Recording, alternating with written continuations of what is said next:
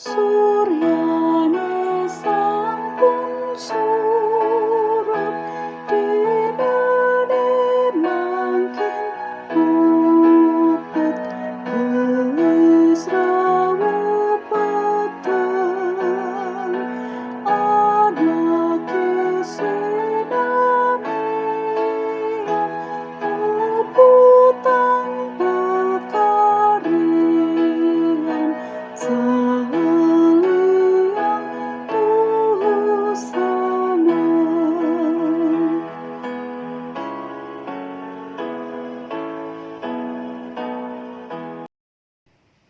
Selamat malam, Shalom Bapak, Ibu, Saudara yang terkasih di dalam Tuhan Yesus Kristus. Semoga kita dalam keadaan sehat walafiat, selalu giat dalam melaksanakan tugas dan tanggung jawab kita selama diberi kesempatan hidup di dunia ini. Dan jangan lupakan Tuhan Yesus dalam seluruh aktivitas kita setiap hari. Kita harus sadar bahwa tanpa Tuhan Yesus hidup kita tidak ada artinya. Malam ini kita akan merenungkan dua firman Tuhan yang kita ambil dalam Puji dan Janji hari Senin tanggal 18 Juli 2022. Yeremia 8 ayat 21 dan 22. Karena luka putri bangsaku, hatiku luka. Aku berkabung, kedahsyatan telah menyergap aku. Tidak adakah balsam di Gilead? Tidak adakah tabib di sana? Mengapakah belum datang juga kesembuhan luka putri bangsaku? Lukas 10 ayat 8-9. Dan jikalau kamu masuk ke dalam sebuah kota dan kamu diterima di situ, makanlah apa yang dihidangkan kepadamu dan sembuhkanlah orang-orang sakit yang ada di situ, dan katakanlah kepada mereka, kerajaan Allah sudah dekat padamu. Bapak, Ibu, Saudara yang terkasih di dalam Tuhan Yesus Kristus, tanpa kita sadari, ternyata orang tua kita mempunyai harapan kepada anak-anaknya menjadi anak-anak yang mampu mandiri dan mampu menghidupkan kehidupannya dan tidak menyusahkan orang lain.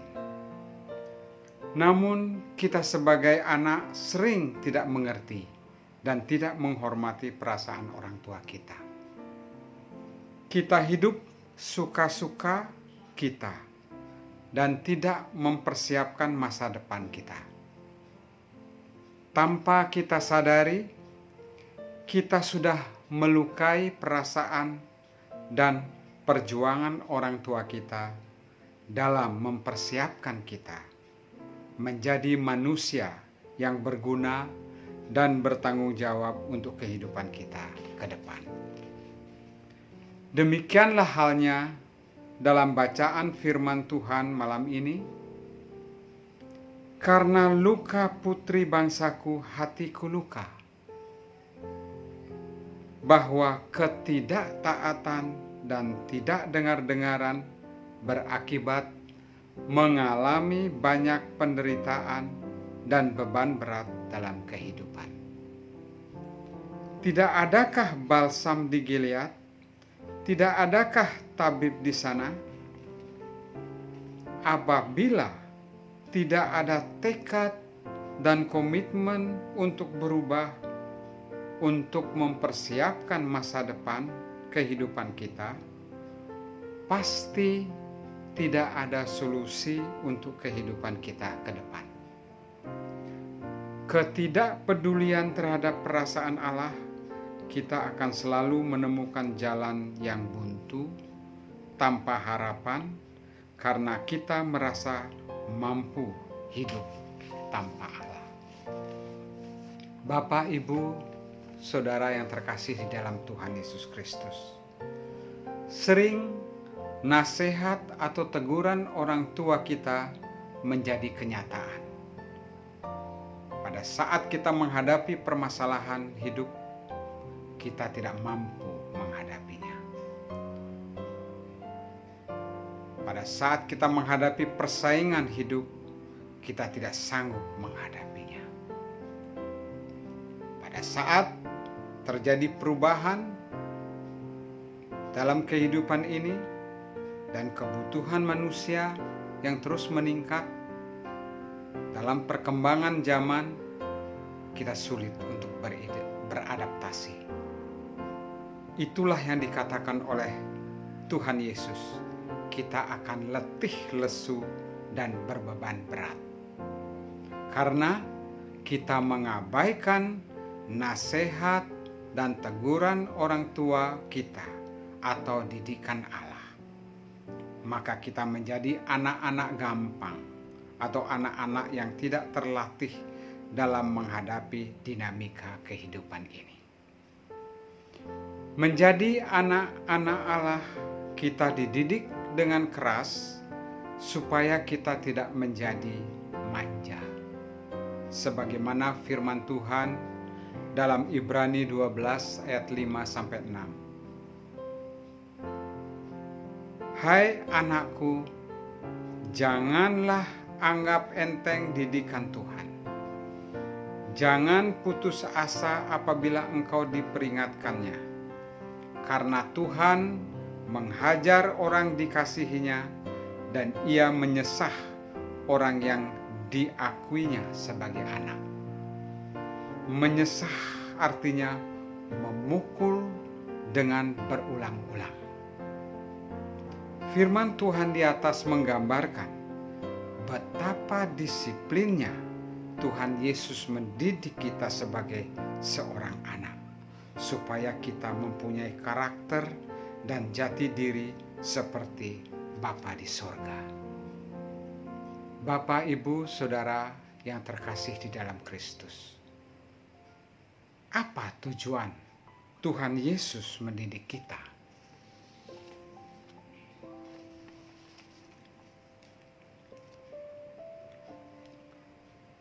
Adapun tujuan Tuhan Yesus mendidik kita adalah untuk menghadirkan kerajaan Allah melalui hidup kita dan memperkenalkan Allah melalui seluruh aspek kehidupan kita, melalui hasil proses ketaatan dan kesetiaan kita menjalani kehendak Allah.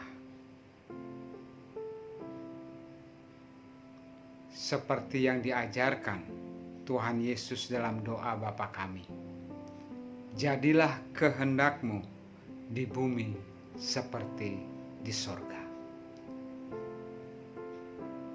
Kita adalah makhluk sosial yang saling bergantung satu dengan yang lain, di mana Tuhan Yesus menempatkan kita pada komunitas kehidupan yang berbeda satu dengan yang lain dari berbagai aspek kehidupan kita.